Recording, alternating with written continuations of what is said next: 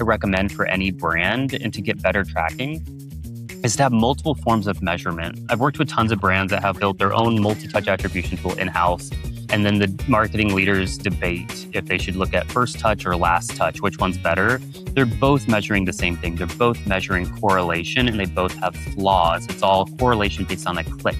Meta has a 7-day click, 1-day view attribution window. If you click and then convert within 8 days or view and convert within 3 days, Meta's lost that. Meta does have the 28-day click attribution window, but the idea is Meta's not optimizing for people that just converted 1 day after the attribution window. You're listening to Customer Growth Sessions, presented by Intergrowth, where we talk through strategies to help up-and-coming e-commerce businesses bring in more customers. I'm your host, Pat Ahern. Let's jump in. All right, listeners, welcome back to the latest episode of Customer Growth Sessions. Today, I'm thrilled to have on Brenden Delarua, the co-founder over at Stella. Brenden, welcome to the podcast. Hey, Pat, thank you for having me. I'm excited to talk. I'm so excited to jump in on this. Can you give us an overview? What is Stella, first of all? I'm still trying to figure that out. I don't know. I have no idea. Yeah, so Stella is a marketing measurement tool, but it's specifically like advanced analytics. So dealing with data science and statistics, all the things that are great to bring up on a first date if you want to have a second date. And you talk about data science and StatSig and MAPE and R squared, and you say all those things that makes people's eyes glaze over. But Stella does holdout studies, inverse holdouts, geo holdouts, and media mix models. Ultimately, advanced analysis that the biggest brands in the world are using to grow profitably. That's what Stella ultimately does. I love it. And I can 100% relate. I got my start in marketing working in SEO. And my wife and I always like to joke that if I go to a party and someone asks what I do for work and I say search engine optimization, boom, the conversation's dead like that. So they're like, you get paid for that? You can feed your family with that? You're like, yeah, it's a real job. It's real. One of my favorite scenarios at my wife had like a work event with a bunch of her old coworkers, and they asked me what I did for work, and they were kind of like uncomfortable, and they were like, "Is there like, can you make money doing that? Do people actually pay for that?" And that's always a fun one when those come up. Yeah. But back over to Stella. I think this is actually going to be an interesting place to start. I would say most brands that are doing some form of paid ads, whether they're doing Meta ads, whether they're doing Google ads, you name it, most of them are likely going to treat return on ad spend or ROAS as like their cardinal truth to say this ad per channel is working or this ad channel is not working. You have very strong views on ROAS. What's your take on that? Yeah, my strong view is like, I don't even look at ROAS. I don't think it's a good metric. I mean, that's me being a little hyperbolic. I think you have to look at ROAS, but you have to understand what ROAS really is. It's a metric of correlation. It means someone saw an ad or clicked an ad and then later converted, and the platforms are going to take credit. If someone sees a Meta ad and then a Google ad and then converts and spends $100, you're going to see one conversion in Meta, one conversion in Google. And if you tallied up or totaled up total revenue, it would say $200. When you look at the actual bank account, it only says 100. So I think a lot of people get stuck up on tracking ROAS or CPA. And there's certain things that you'll see, especially as like an e-com brand. When you launch on Amazon, like if you're only on Shopify and you launch on Amazon, Meta's ROAS is only tracking Shopify, only tracking D2C. So the moment you launch on Amazon, your CPA is going to jump. And if you're so obsessed with a certain CPA goal, that's going to freak you out, even though the overall business might be healthier because you have opened up a new sales channel. And then on the other side of ROAS, this is me rambling, Pat. You told me I could ramble before you hit record. So you I'm said all for the rambling. Keep going. This is perfect. The last thing is basically as a media buyer, like if you're the business owner and I'm the media buyer and you're giving me a strict ROAS goal to stick to, I can get you a good ROAS, right? I can invest more in retargeting campaigns. I can invest more in branded search campaigns. That's going to make the ROAS look really good in the ad account. But that's what we call at Stella, and most of the marketing world might know it as non-incremental spend. So we're spending our budget on things that are not causing growth to happen. So in the ad account, I'm getting you the ROAS or CPA you want. But if you look in the bank account, it's not reflecting what the ad accounts are showing. And that's something I learned pretty early on in my career. I want to dive deeper into the last element that you shared there in particular, because it's a really great insight and I want to get more granular on it. Why is it that that's maybe not the perfect measurement when it comes to retargeting and branded search campaigns? What's the Mhm. downside with really getting a massive ROAS there, investing a ton of resources there? Yeah, I hope I can explain this well, but I saw a LinkedIn post, and I don't remember who posted it, but someone was explaining the concept of incrementality with an analogy of a food truck.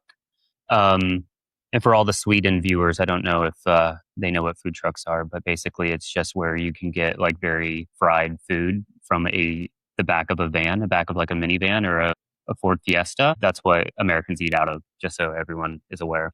But there was a analogy someone made of food trucks saying a food truck company hires a marketing team, two people from a marketing team to try to drive more sales. They basically print out flyers that say to go to this food truck. And if you go to this food truck, you can redeem the flyer and get a discount on the food. So one of the employees goes to a local mall where the food truck is parked somewhere else, like let's say downtown, and the mall might be a 10-minute drive away. An employee goes to this mall and starts handing out flyers, hands out like 200 flyers, right? And people are spending their day at the mall doing whatever. They're not expecting to go downtown and go to a food truck. But maybe out of those 200 flyers, two people see the flyers and say, hey, that's a good idea. Maybe we should go down to the food truck and buy. Those are potentially people that we're not going to convert anyway. So that marketing initiative drove two people to convert. The other person stands outside of the line of the food truck. So people already waiting in line to convert, and they start handing out the flyers to the people already in line. So they have no reason to not use the flyer. They're already going to purchase from the food truck. So they give the flyer to the food truck person, and it looks as if that marketing drove them to convert, but really they were already planning on converting regardless, right? So I think that's a good analogy where retargeting is where is the food truck line. People are already going to your site. If people type in your brand name on Google, regardless of if they click an ad, they're likely ending up on your website. Even if competitors are bidding on your term, if I'm looking for Netflix.com or Netflix, even if I see a Hulu ad or HBO Max ad, I'm going to Netflix. Like, regardless of if I have to scroll down, if that's my intent, that's my intent. And then the same with retargeting. Retargeting is showing to people that are already on your website. So those people might have already been like, I'm going to purchase this thing, but I'm going to wait a couple days or wait till my, paycheck comes into my account. Like, there are people that are already planning on converting, and you're paying to get in front of them. That could technically be non-incremental, or you're wasting those ad dollars because you didn't need to pay to get in front of them. They were already going to convert. I love that. It's such a great point. I'm curious what your take is on having a dedicated retargeting budget or like a branded search campaign budget, provided that you do segment that from the rest of, let's say, your customer acquisition strategy. So it depends. I mean, I still consult for some brands on their paid media strategy. And like right now in Meta, what's working best is a broad audience. So some of the clients that like I'm consulting with, like will run a broad audience with no exclusions. So within that audience, it can do both prospecting and retargeting. It just depends. I work a lot with the people on the product side of Meta. And one of the things they look at with the purchase event when you're optimizing for purchase, especially with a broad audience, is obviously a user's likelihood to convert. So, and obviously we know that, but that also comes in the form of this person just converted yesterday. They're probably not going to convert today. So we can take them out of the pool. Obviously, there's like gives and take of like if we trust what Meta has to say or what they don't have to say. But the idea is I don't usually recommend breaking out a separate retargeting line item anymore.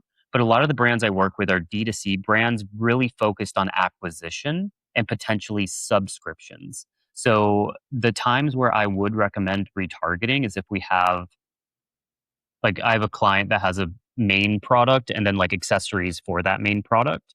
So I might retarget the purchasers of that product with the accessories to upsell them. Or if we have different messaging, or if someone purchased but didn't subscribe and we're trying to get in front of specific purchasers to get them to come back and subscribe. It just depends on the specific business. But if we're focused on acquisition, most of my strategies are just broad audiences without a separate retargeting budget. I love it. I love it.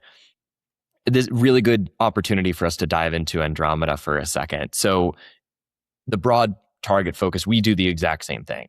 Can you elaborate on why that approach has worked in, call it the last 12 to, was it February of last year that Andromeda came out? Call it like last 12 to 15 months, let's say. Why that new approach of the broader focus is working so well now? You know what's so funny? I got a comment on one of my TikTok videos about Andromeda earlier today, and I was making a video response to it, and I was like, when did Andromeda come out? It actually came out in, I think, October of 2024. So the end of 2024. I don't know if it was out with every account. I think that's maybe a few accounts got access, and then they slowly rolled it to everybody. But yeah, in 2024. So it's been out for a while. And the thing about it is Andromeda is a cool name. They picked the best name for an algorithm.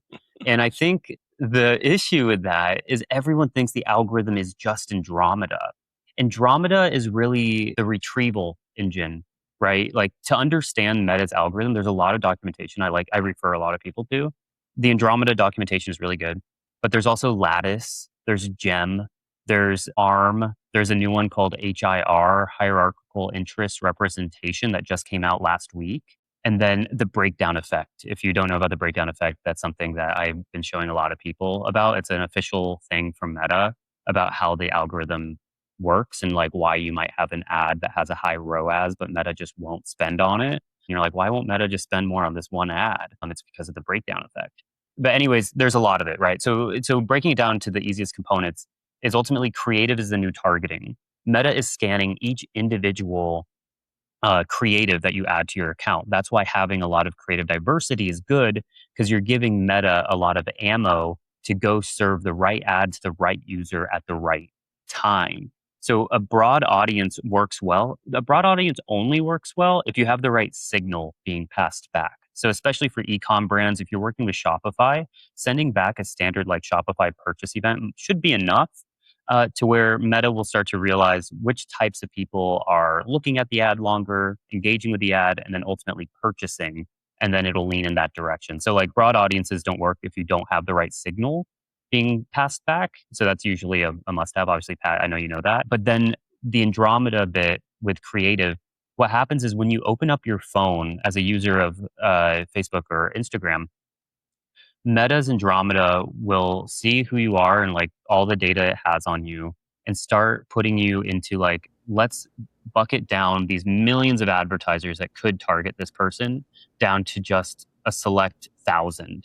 And then in that select 1,000, let's see what ads they're most interested in. So that goes down to just 10. If you think about it, Meta has so many advertisers and so many users that it can only show one ad at a time for the most part. So Andromeda is really the retrieval engine to find the right ad for that right user at the right time. A good example I like to use of this is if you go to someone's website that has a product like a D2C website and you go to like Instagram, you'll start seeing ads for that product because, right, that's a retargeting ad. But even with a broad audience, it'll target you because Meta saw that you went to their website, which shows a level of interest. So it's going to start showing you their ads. But if you don't engage with those ads, if you scroll down further, you'll probably see another one of their ads, a different one of their ads. But if you don't engage with that one and you keep scrolling even further, you might then see a competitor ad because Meta is saying, if we use like wallets, for example, Meta will say this person is in market for wallets from this brand. So that's what it's showing you ads of wallets from that brand. But then as you keep passing the ads and you're not interested, Meta starts to say, maybe they're just interested in wallets. Maybe it's not this brand. So let me show them a different brand that sells wallets that's similar. And maybe they'll like that one more. So that's kind of the idea with it. If you have ads that take up all different angles of why someone would buy from you, that is feeding Meta's Andromeda and Gem. Gem is a sequencing model that is also pulling each ad and determining when to show each ad for a user. The more creative diversity is, that's how advertisers are winning right now. Most e-commerce brands hit their first $100,000 in revenue the same way. Word of mouth, bit of organic social, and maybe some early luck on Amazon. And that system works until it doesn't. Scaling past that system requires a completely different playbook, one built around systems, not hustle. That's exactly what we build at Intergrowth. Customer acquisition systems that are designed specifically for e-commerce businesses who are ready to grow beyond what referrals and luck can get them. If that's you, book a complimentary strategy session at intergrowth.com/CGS. Once again, that's intergrowth.com/CGS. That was the exact tangent that I was hoping. When you and I were joking before the podcast and you were saying like, hey, I like to go down rabbit holes with these things. This is like the exact type of stuff I was hoping we would get to dive into. This is amazing. Let's go back to the tracking side of things though, broadly speaking, because we started to go down that route. And I know that's one of the big themes we want to hit on today.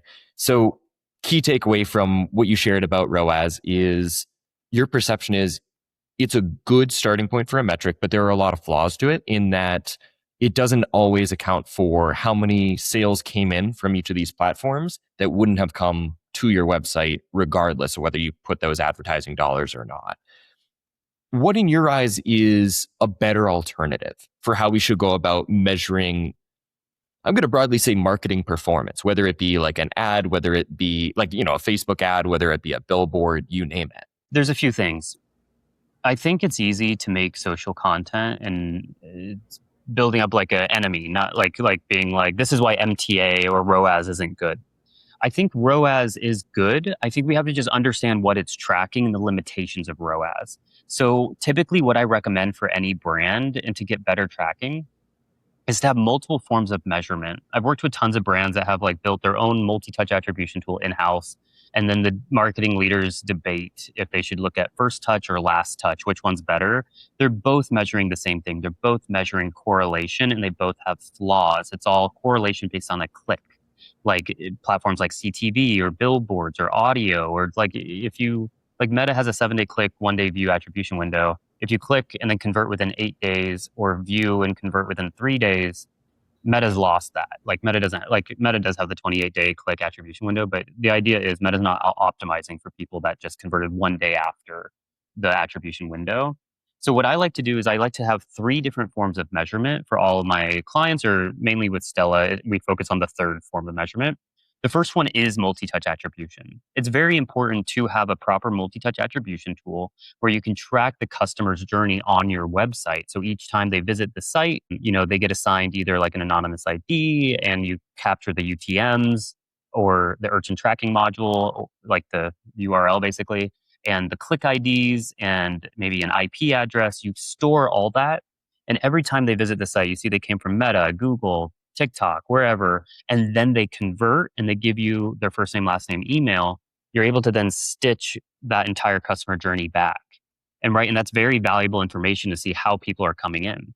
But again, with the same issue as ROAS, that's only people who have clicked on your website. There's so many other people that have maybe heard about you from friends, seen a podcast that can't be measured. There's all those other things. And I feel like in marketing, we're hindered by what gets measured, gets funded, and the things that can't get tracked. That's why YouTube is really powerful, but hardly ever looks good on a ROAS standpoint in any dashboard, because people don't click on YouTube ads, but they watch them. So then the second thing is qualitative data. A very simple post-purchase survey is like gold. I love post-purchase surveys, have people tell you where they came from. For example, you might see, you might see the order and see the customer journey was Meta, Google, convert, but then the user self-identifies that they saw you from a TV ad. That was not in, assuming you're running TV. If you're not, that's a little weird. But assuming you're running TV, then you start to see another layer of like, oh, if we would have just looked at this from first touch or last touch, we would be debating between Meta and Google. But those weren't even the right answers at all. Both of them were not the right answer. The right answer was TV, right? So you get that qualitative data of what caused someone to convert. You can also ask some good questions that can compound over time, like what almost stopped you from converting today? And if you're a subscription-based company, you can say like, what would have, like, and if you see that they've only purchased a one-time order, you can say like, what would have got you to subscribe, or what would get you to consider coming back? And getting open text field questions like that compound over time is incredibly valuable to update your marketing messaging, your landing pages, get higher conversion rates, increase AOV, also work on the product and what people like about it, and kind of address any objections. Anyways, I'm really bullish on qualitative data, and any sized company can start a post-purchase survey. You can use, there's several tools. Stella just released a post-purchase survey, so you can also use Stella's post-purchase survey tool as well.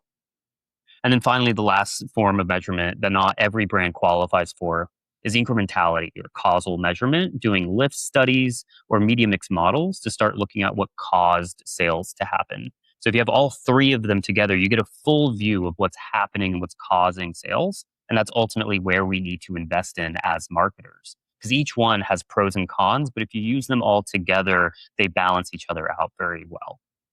I love that. And on the just diving into the note on post-purchase surveys, I was talking to a client about this yesterday. And one, especially if you're an earlier stage brand and, let's say this is a founder listening or, one of the heads of the company listening, really cool tactic that you can do. Give yourself like half an hour a week or a couple hours a month to just pick up the phone and call any abandoned cart checkouts or existing customers that either didn't complete their purchase or have purchased from you multiple times, provided they provided their phone number in Shopify. Talk to them for 10, 15 minutes. See if you can get feedback from them on exactly as you said, Brenden. What stopped them from making a purchase if they abandoned their cart, or if they've been a happy customer? Ask if they could share feedback about what they like, if there's opportunities for improvement, if there are friction points that they're encountering when purchasing that you could eliminate. It's not scalable, but as long as you're small enough to do that, it gives you a huge advantage over some of those much larger competitors that probably aren't going to pick up the phone and call their customers. Yeah, exactly. People are always like, how do we get more people to convert? It's like, how about we ask them? Like, we just simply just go ask them. I think it's overlooked. And I think when I was a full-time media buyer, like, I didn't care about post-purchase surveys. I never recommended them. I was looking at ROAS and CPA, right? Which, like, that I've been identifying has flaws. But the best brands that are growing understand those flaws and then understand that there's blind spots and how to uncover those blind spots. Absolutely. So I want to put you on the spot with these three advanced analytical tracking tools that I can look at. I'd love to hear your thoughts on brands at different stages, how you might recommend that they think about starting to roll some of these systems out. Let's say my brand is doing $500,000 annual revenue. So that puts me at $40,000 a month in annual or in monthly revenue, I should say. Would you recommend that I do all three of those advanced tracking measures? And how might you approach it if you were, the head of marketing, or more likely you're just the founder, probably solo founder running that business? Yeah, exactly. There's a few things here. I wanted to start with like incrementality, and what Stella does will not work for small brands. Ultimately, what we do is, statistical analysis. So we need to reach stat sig, which ultimately means we need a lot of volume. So there's like a proper way and a not proper way to do incrementality studies. However, the concepts of incrementality can be used by any brand at any level, right? And I'll talk about that now. So just like if we're making $40,000 a month in revenue, we immediately need a multi-touch attribution tool. That's a non-negotiable. There's a lot of cheap ones, but I usually recommend Triple Whale, even though a lot of people, I think Triple Whale is like scared of Stella. So like me and the owners over there have like DM'd each other back and forth, and I don't think they're too pleased with me, even though I still recommend Triple Whale. But Triple Whale, when you're starting out as a business, I think they price based on order volume. So it's pretty affordable, especially for smaller brands. So what a platform like Triple Whale will do, or any multi-touch attribution tool, is it'll do kind of what I described of tracking users on your website before they've identified themselves. Pretty much in Stella, we've built a multi-touch attribution tool as well, but it's just at a higher tier. At Stella, it's probably better to, if you're just using multi-touch, use a different tool. Basically, we're collecting a lot of data of all the users on the website. And then once they convert, we stitch back everything they've done before. And if they come back, then we continue the journey. So we can like track lifetime value. We can see all the touch points everywhere they've come. So Triple Whale will do that for you. You log into Triple Whale, you connect Shopify, Meta, and Google, and then you have this like report that shows you a customer journey. It's definitely not something I would recommend vibe coding. If anyone is listening thinking they can vibe code it, part of the reason is vibe coding won't get you to where you can see that someone clicked Google and then also clicked Meta and then converted. Vibe coding might get you to aggregate in Google spend, Meta spend, and total conversions. But what you want to see is that customer journey. How many people came from your Klaviyo list and then Meta and then converted, right? Like you want to see that customer journey. Anyways, I would use a multi-touch attribution tool. Any company can use one. You don't have to be a certain spend level to do that. Post-purchase surveys also, you don't have to have a certain spend level or revenue level to just set up a post-purchase survey. On Again, Stella has one. I don't want to just sell my own product on this podcast, but on Shopify, I really like No Commerce, KNO Commerce. It's a Shopify app you download. I think the starting tier is like $17 a month, and the premium tier is like 120 a month. Fairly affordable, and it integrates with your Shopify thank you page. And when you're small, you get less responses, but it's good to set it up early and see how things change over time. So those two things any brand can do, and I highly recommend doing it immediately. Any brand I consult for that's not running paid media and is looking to launch paid media, I make sure we have those two things installed before we start any paid media because those are like non-negotiables for me. The last one is incrementality studies. So with incrementality studies, there's a right way and a wrong way. Obviously, the right way to do it is to use a tool like Stella to run proper holdout studies for you, so you can get data that you can trust to make decisions on. But if we're only making $40,000 a month, we're probably not big enough for Stella. Usually, for proper holdout studies, you need to be generating for an e-com business over 10 million a year. So that's like what 800,000 a month in revenue is where you should be at. So it's a pretty far away. But ultimately, if I had to break Stella down into like its components, it's ultimately turning off ads and seeing what happens to our source of truth. So let's say, for example, in Meta, we just stop running ads in Texas. We don't want to look at Meta ads in Texas. There's going to be less conversions there. I want to look at Shopify. I want to pull up Texas before and after I turned off my ads and see what's the trend line in Texas? Like, did we somehow make more sales? Did we make less sales? Did we see no difference from turning off Meta in Texas? So any brand can do that. And what I typically recommend for a $40,000 brand, you're at that point at 40,000, you're probably running Meta, maybe a little bit on Google. Usually the split might be like 75% of your budget's on Meta, 25 on Google. You're going to start scaling and introducing new ad platforms like Axon or Pinterest or TikTok is usually the next step there. When you launch a new channel, what I would do, I would launch into a geo holdout where you launch only in certain states. And so at this point, what you see, like let's say you launch TikTok in just certain states. And at that point, it can be arbitrary just because you're too small to get any stat sig read anyways. But if we launch in certain states, we can do an eyeball test in Shopify to see those states before and after. But then we also have post-purchase survey data in those states where we can pull and see in those states, did more people say they saw us from TikTok?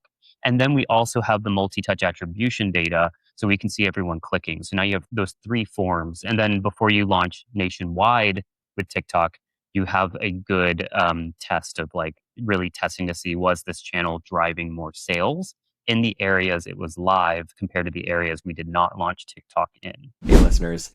Reaching out with a big favor request. If you have taken anything of value away from the podcast, could you take a minute and leave us a review on whatever podcasting platform you're tuning in on? Whether that be Apple, Spotify, you name it, it would mean the world to us. Helps other listeners just like you to find the podcast and helps us to grow our following. Similarly, if you're on YouTube, give our page a follow, give this video a thumbs up. It all, again, helps us to grow the podcast. With that, back to the show. Within that, so you mentioned Stella is a really good software for brands that are doing about 10 million plus in annual revenue, strictly on the e-com side of things. So let's talk to that business for a second. The one that's at 10 million annual revenue. They start out with Stella. Is Stella, in your eyes, the right solution to cover all three of those advanced tracking tools? Or is it better, maybe like 10 to 15 million, to pair Stella with another one of these tools? So it used to be, we would recommend, like people would ask, are we a competitor to Triple Whale or Northbeam? And we would say no, that like you guys probably should have Triple Whale and Northbeam before you get to Stella. But now our product roadmap has changed a little bit. The idea is AI is commoditizing a lot of what we're building, at least on the UI side. So what our goal with the business is actually to go into more of the data infrastructure side. So that's why we built out multi-touch attribution, post-purchase surveys, and obviously we've already had the causal analysis. So when someone converts, obviously we're storing that in our data warehouse. Depending on what tier you're at, we can push it into your data warehouse too, so you have that data. But what we're seeing a trend of marketers pulling in their data into like Claude or Codex and then chatting with it. And if you pull in your metadata, Meta ads data and you ask GPT or Claude, where should I invest? Where should I how should I optimize? It's going to make the mistake junior marketers make where it's going to prioritize ROAS. This one campaign has a really good ROAS. Let's increase budget there. But what it doesn't see is like the naming convention identifies that it was a sale campaign that ran a month ago and it's no longer active, right? Like it's not identifying those things, or it's not identifying, oh, this was just a retargeting campaign, or we only ran that shortly to our email list. Those types of things AI won't pick up. But if we're feeding back AI the post-purchase survey data as well, that gives it a whole nother layer to interpret. And then on top of that, if we give it the causal analysis data too, it can use that. For example, I had a client. Also, I'm partnering a couple of brands, Northbeam and Faring and Tycoon Digital. And we're releasing today, I think right now, I'm getting blown up on I think they just released it, like while we started filming this, a report about YouTube ads specifically. So they pulled causal data from Stella. Faring is a post-purchase survey tool. Shout out Faring. So they brought in post-purchase survey data, and then Northbeam is a multi-touch attribution tool. Faring showed out of like 1.6 million survey responses from their D2C brands that self-reported YouTube as what caused them to drive. Only 5% of those orders had a UTM from YouTube. So like 95% were either no UTM or organic search or meta. I thought that was very interesting data. So like when you're grading YouTube, there's a bigger impact than just what you can track internally. Anyways, using Stella, we're tracking all of that and it's stored within the same warehouse. So you can pull all that data and your AI, however you're interpreting it, has full context. So it's not just like, hey, let's kill YouTube because it has a low ROAS. It's like, oh, well, our post-purchase survey says YouTube's like our second biggest channel. And then we did a lift analysis and the ROAS, the incremental return on ad spend of YouTube was a 2. Like every dollar we put in, we got $2 out that would not have happened without YouTube. So all that context together tells you if you should invest in YouTube or not. And then not to mention, media mix models are pretty cool because they can build out response curves. So not just like how incremental is YouTube, but like what if we spent double on YouTube? Do we hit a point of saturation or do we need to pull back? So that's also data that is pumped into our warehouse. So that's where we think the industry is heading, and Stella's already built that. So what we'd say is like before 10 million annual revenue, use a competitor product. They're probably better. They're going to be cheaper for what you need. After 10 million of annual revenue, I'd probably recommend switching to Stella. Obviously, I'm biased. I'm the co-founder. It's like, don't take it from me. I'm the co-founder. But like, Stella is a pretty powerful tool, especially if you're utilizing all of our capability. But yeah. I love it. Oh, that was phenomenal. Now, I'm curious within that. Let's say my brand is well on its way to 10 million. Let's say I'm at like 5, 7, 8 million annual revenue. In your eyes, does it make sense for that brand to sign up for even the free tier of Stella just so they can get tracking all set up and have like better historical data for once they reach that 10 million threshold, that it really makes sense for them to invest in that tool? Honestly, I wish I could say yes. I'm just going to be honest. The free tier of Stella is mainly for holdout studies and MMMs. What we're seeing is there's a lot of agencies or brands that think they're doing holdouts. A lot of people are talking about incrementality. It's like a buzzword right now. And a lot of people I've been seeing are trying to do them in Google Sheets, which is just not the right way of doing it. There's a lot of statistical nuance, like building out counterfactuals, synthetic weighted controls, pre-period training. Like there's a lot of stuff that I'm seeing agencies charge like $10,000 a month to do a simple test minus control. Like they built out a test region and then they have control regions and then they do a calculation of test minus control and then, you know, over your ad spend, and then they charge you $10,000 for that. And then as a client, you think, oh, we're doing incrementality, we're doing what everyone's talking about, but really you're not doing it. So what we decided to do was like, let's put out Stella for free so you have no excuse to be doing the Google Sheet. Like use Stella instead. It's real data models built by PhD data scientists and like my co-founder Vinny. Shout out Vinny, who's like the best co-founder to work with. But like you have no excuse to be like, oh, well, we're going to use an open source model or we're going to use a Google Sheet. You can use Stella for completely free. Like that's why we released it there, to like democratize the space. So for smaller brands, I wouldn't recommend it. I would just say the free tier is more for people doing holdouts, but not wanting to pay premium, you know, all the bells and whistles that Stella can do. Amazing. Amazing. Brenden, this has been incredible. For First, for listeners that are ready to sign up for Stella, want to do a demo with you guys, where can they go to find you guys online? Yeah, so you can go to stellaheystella.com and either start a free trial, or not even a free trial. You can just sign up for the free plan. And if you like how the tool works, you can upgrade yourself and get all the bells and whistles I was talking about. Or if you want us, me and Vinny, to review your current measurement stack, we can do that too. That's also a call to action on the stellaheystella.com website, where you can meet with both of us and we'll review what you're currently doing for measurement. Amazing, amazing. And listeners, we'll share a link in the show notes to the Stella website as well. Brenden, for listeners that want to be able to hear more of your insights on a regular basis, where can they go to follow you personally online? Yeah, so I always say this. If you are a serious businessman and you want some serious marketing advice, follow me on LinkedIn, Brenden Delarua. If you are a jokey jokester and you like some sarcasm and some goofs and gaffs, but also marketing insights, follow me on TikTok or Instagram at Brenden Builds. It just depends what you're in the mood for. On LinkedIn, I'm a little more buttoned up. On TikTok, I'm a little bit more loosey-goosey. Once again, listeners, Brenden Delarua, the co-founder over at Stella. Brenden, thank you for coming on today. Cool. Yeah. Thank you for having me, Pat. Thanks for tuning in to Customer Growth Sessions. If you found it helpful, subscribe and give us a review. It helps us to grow the show. Looking for more SEO guidance on how to grow your business? Contact us at intergrowth.com/estimator or email me directly. You can reach me at pat@intergrowth.com. That's all for today. We'll see you again soon.